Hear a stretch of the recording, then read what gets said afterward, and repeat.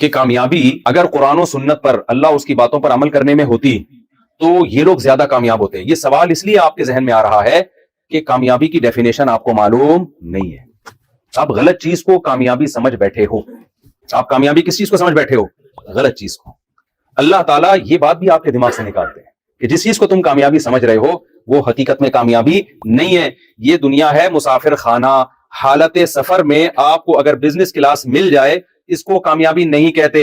ایک پھانسی کے مجرم کو بزنس کلاس میں بٹھا کے ٹرین میں لے جایا جا رہا ہے اور آگے پشاور میں اتار کے اس کو پھانسی کے پھندے پہ لٹکایا جائے گا تو کوئی شخص آ کے اس سے کہے تو کامیاب ہے. اور ایک اکانومی کلاس میں دروازے پہ لٹک کے سفر کر رہا ہے اور پشاور اسٹیشن پہ پہنچنے کے بعد پورے پروٹوکول کے ساتھ اس کا استقبال ہونے والا ہے. وہ غلطی سے غلط ٹرین میں بیٹھ گیا. میرے ساتھ تو ایسا ہوا ہے, میں غلطی سے غلط ٹرین میں بیٹھ گیا تو پوری ٹرین میں میں ایسے ہی گیا ہوں.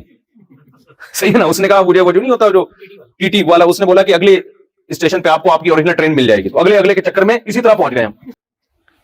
کبھی بھی موجودہ حالت کو دیکھ کر کامیابی یا ناکامی کا معیار متعین نہیں کیا جاتا. ہمیشہ منزل کو دیکھا جاتا ہے, فیوچر کو دیکھا جاتا ہے. جس کا فیوچر اچھا ہے وہ کامیاب ہے, جس کا فیوچر برا ہے وہ ناکام ہے.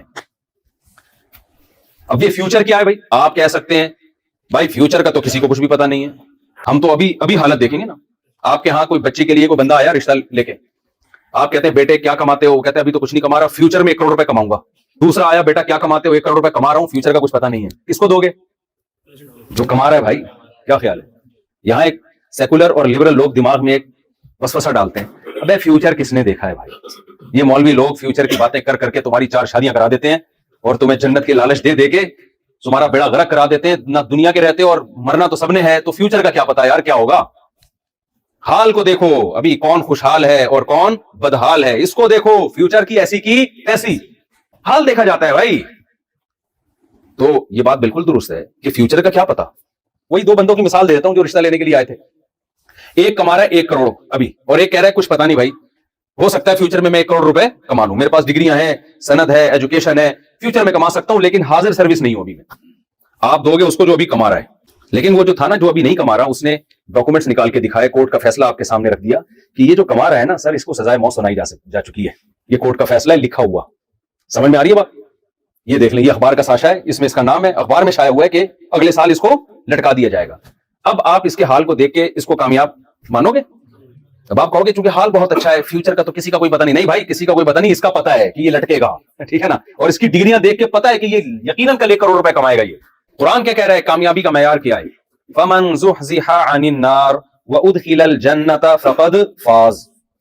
اللہ فرماتے ہیں جس کو جہنم کی آگ سے بچا لیا گیا اور جس کو ہمیشہ کی جنت میں داخل کر دیا گیا, وہ کیا ہے؟ تحقیق وہ کامیاب ہو گیا. تو اللہ کے ہاں یہ کامیابی ناکامی کی 2 ٹکے کی ویلیو, دنیا کے لیے 2 ٹکے کا لفظ یاد کر لیں. ابھی تو ویسے ٹکے کی ویلیو بڑھ گئی ہے.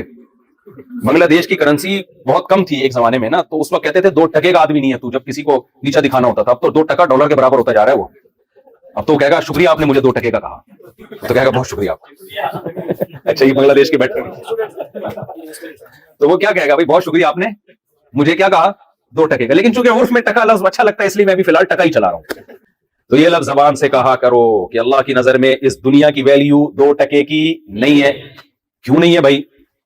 دیکھو یہ جو حال کی کامیابی ہے نا, یہ وہ کامیابی ہے جو سفر میں ملتی ہے انسان کو. میں نے مثال دی نا بزنس کلاس سے, ہے تو سفر, آہستہ آہستہ منزل قریب آ رہی ہے. آپ آخرت پر یقین نہیں بھی رکھتے, موت پہ تو سب کا یقین ہے یا نہیں ہے؟ تو کتنے دن کی زندگی ہے بھائی یہ, جہاں آپ لائف کو انجوائے کر لو گے. اور اس ٹوٹل زندگی دیکھو, پھر اس زندگی میں بچپنا اور بڑھاپا نکال دو. بڑھاپے میں انجوائے نہیں ہوتا, انجوائے کے علاوہ سب کچھ بڑھاپے میں ملتا ہے. آپ بادام رکھے ہوں گے, چبانے کے لیے دانت نہیں ہوں گے.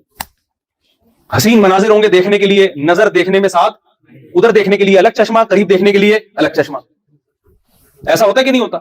اور تھوڑے دنوں کے بعد چشمے سے بھی نظر نہیں آتا انسان. سب کے ساتھ ہوتا ہے. پھر کوئی حسین منظر نظر آیا تو وہاں چلنے کے لیے گھٹنوں میں جو طاقت چاہیے وہ طاقت ختم. سب کووڈ-19 جب آیا کروڑوں لوگوں کی جان لے کر گیا ہے. کس قدر خوف.